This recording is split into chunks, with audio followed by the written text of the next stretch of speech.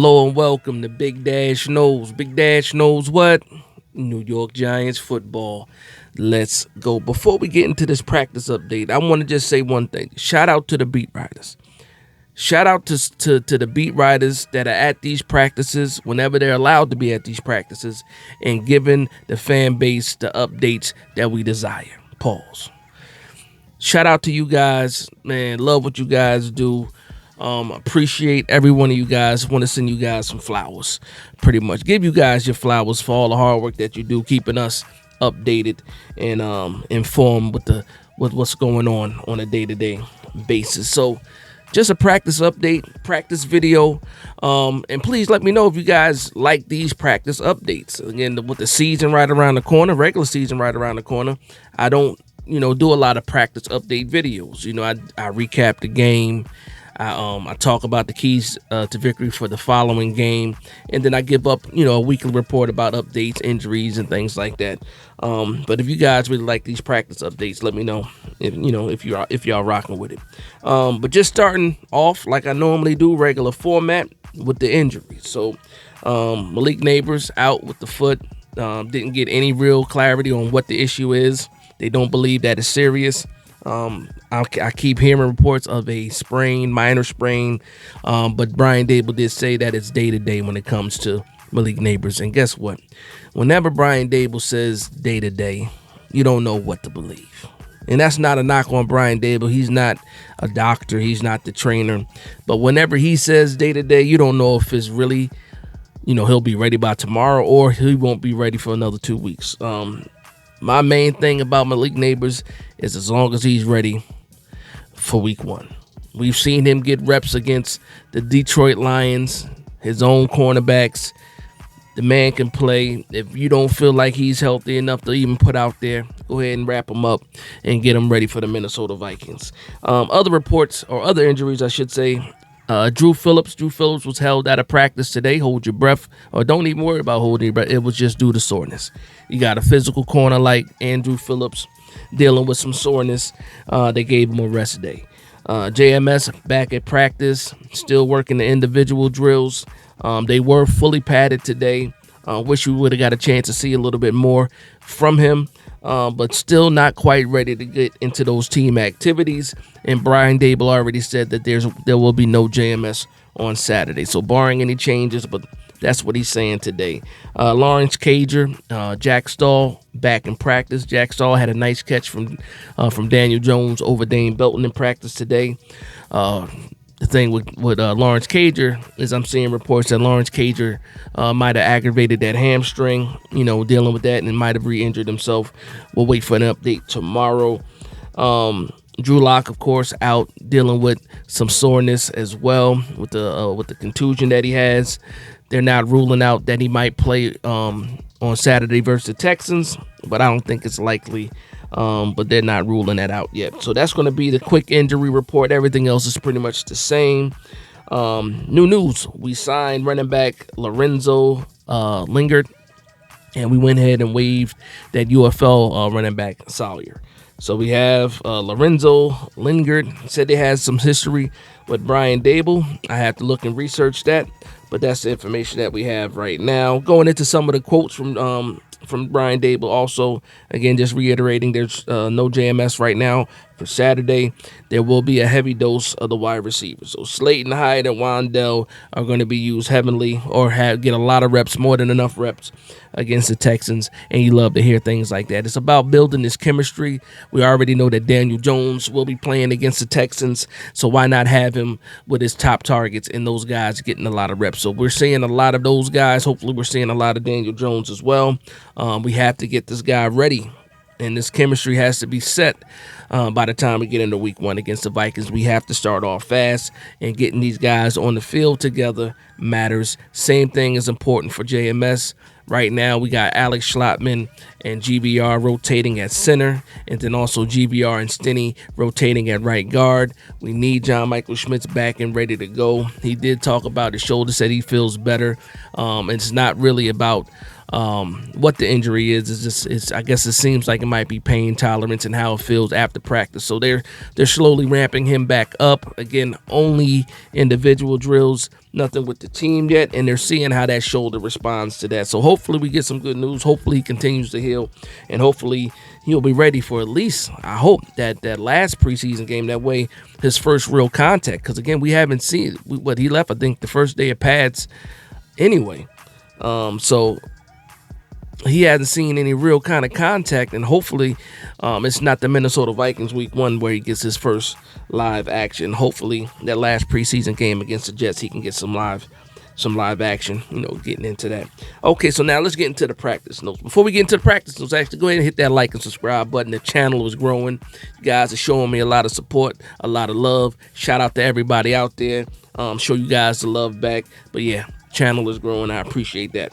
All right, so practice notes. So I'm hearing that Daniel Jones had a pretty good day today. According to Nick Filato, saw the tweet. He was 13 of 21, 2 touchdowns, both of those touchdowns to Hyatt. So that's a good day for Daniel Jones, 13 for 21. It also said that 2 of those incompletions were throwaways, So that's a pretty good day for Daniel Jones. There were some interceptions on the day. I believe 2 were in individual or one-on-one drills. We saw Jason Pinnock come away with 1. Dane Belton come away with 1 as well. I'm hearing that Tyler Newman got an interception as well too, but they didn't clarify who threw the ball for that one. I'm assuming, actually I can't even assume, because right now it's either Daniel Jones or Tommy DeVito throwing, as just a 2 quarterbacks. So who knows who Newman got that INT from. So as reported, Jason Pinnock with a nice interception. He undercut the route against Bellinger, was able to make the nice grab. Those videos are up on Twitter. I think I have that video as well. I'll throw it up. McLeod getting a lot of reps too. McLeod, obviously the CB2 right now with Cordell Flott being out dealing with that quad injury, taking advantage of the reps that he's getting. Also, Trey Hawkins has been getting some rotation with the ones as well, with Cordell Flott being out. And shout out to Trey Hawkins, because I didn't know he pretty much got a 90 PFF grade for the preseason game against the Lions, which is one of the higher grades all week. And he was defensive player for the New York Giants of the week. And fantastic news for him. Again, this is a guy, late round pick, needs to develop. I know a lot of people are cold on him now because how he was thrown into the fire last year and pretty much burned up. But again, we forget he was a 6th round pick, played for a smaller school at Old Dominion, but has the skill set, has the rise score, has the dimensions as far as size, weight, and speed. Just need the time for that guy to develop. Jerome Henderson can continue to do his work on Trey Hawkins, and maybe eventually we got a guy that's going to contribute, more than we think he can.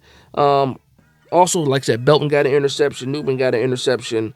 Some guys left early, too, in practice today. So some guys left early. We had not left early, but seemed they got injured today.